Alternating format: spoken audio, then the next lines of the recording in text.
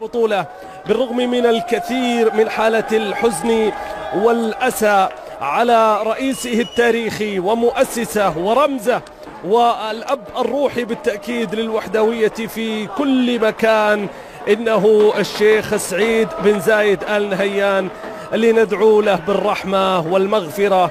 والعزاء موصول لكل الأشقاء في دولة الإمارات الشقيقة والحبيبة بعد رحيل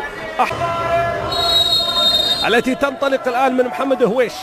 تقريبا 9 تغييرات عن المباراة السابقة، بينما على الجهة المتأهل أيضا هو الآخر رسميا في هذه المجموعة. لكن اليوم سنتعرف عن الخبرة الأكثر قيادة، إنه إسماعيل مطر اللي بيرسل كرة، لكن الجنوب الأفريقي صاحب النجاحات الكبيرة في أي محطة الأولى في كرة القدم السعودية، دوري يلو مع النادي الأهلي أفريقي. كرة بتصل طويلة إلى الأمام، نشاهد الرجاء في الهجوم، لكن الكرة مصلحة الوحدة، التقدم موجود، الكرة باتجاه سالم السومحي، عرض الكرة خاطئة لا زالت لمصلحة الوحدة، التسديدة قوية والفرصة يقدم المستوى الكبير في هذه البطولة، عرضية ولكن التصدي موجود من محمد الشامسي. محمد الشامسي العنصر الأساسي، كمارة مشاها، كرة خطيرة باتجاه عبد الحي، لكن برافو فارس جابعوا هذه المباراة، هذه الفرجة الكروية في هذا العرسي، التغطية الدفاعية بشكل ممتاز من راشد عصام، برافو راشد في اللقطة. وتؤازر تقدم كابتن الفريق بيرسل كرة، لكنها بتعد كان قد حقق جائزة أفضل لاعب في بطولة كأس الأرجنتين الذهب المونديالي.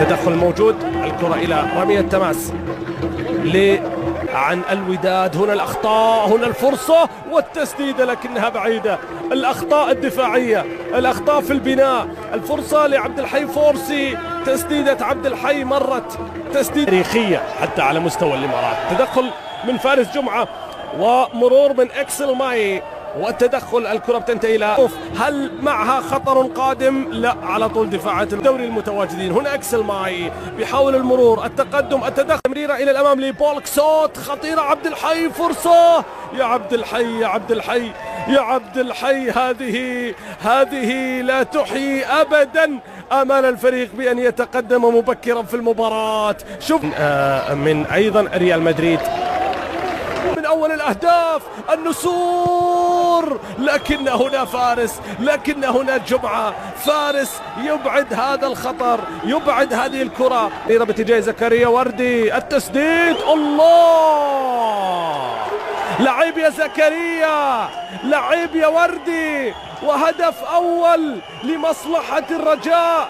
النسور الخضراء تتقدم أولا عن طريق الكابيتانو، عن طريق هذا القائد، هذا الاسم المميز. طويلة إلى الأمام باتجاه الشمسي، متردد محمد ب17 سنة، يتقدم، يمر، يحاول، لكن كرة بعيدة في المجموعة. التي دائما ما تقدم أجمل الصور واللوحات، أكثر الفرق الجماهيرية في المغرب بلا شك. كرة مغربية مرة أخرى، التسديدة القوية، هالمرة يطاها أمامها محمد الشامسي. زكريا الوردي بصورة جميلة يعيد الكرة إلى حارس المرمى، تصل إلى الأمام، طويلة، بحثا عن أحد اللاعبين في مباراة اليوم، أيضا واحد من المهاجمين المميزين بصراحة، اللاعب الجابوني، تغطية دفاعية ممتازة من راشد، الكرة بتنتهي إلى ركلة مرمى.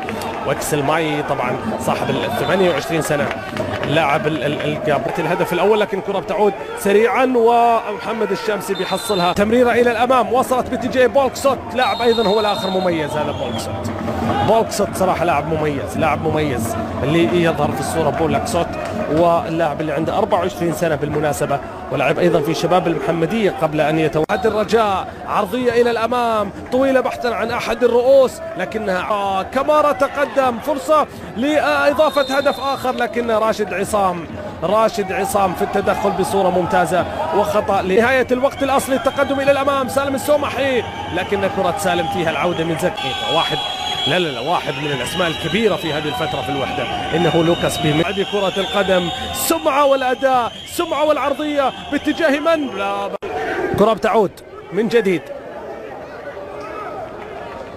شعرت في الشوط الأول تحديدا أنها وكأن مباراة ودية لم تكن بطاقة الكويتي، لا هي مباراة مهمة على مسألة الصدارة في المجموعة، لكن اللي شفته في الشوط الأول كثرة توقفات، كثرة سقوط، كثرة تأخر، تمريرة إلى الأمام، كريستيان جوانكا مشاها لكن ليست في مقدمتهم بالتأكيد يوسف شيبو، كرة بتصل طويلة من الأمام، عرضية خطيرة وفرصة هدف ثاني، لكن كرة زكريا لبيب، كرة زكريا لبيب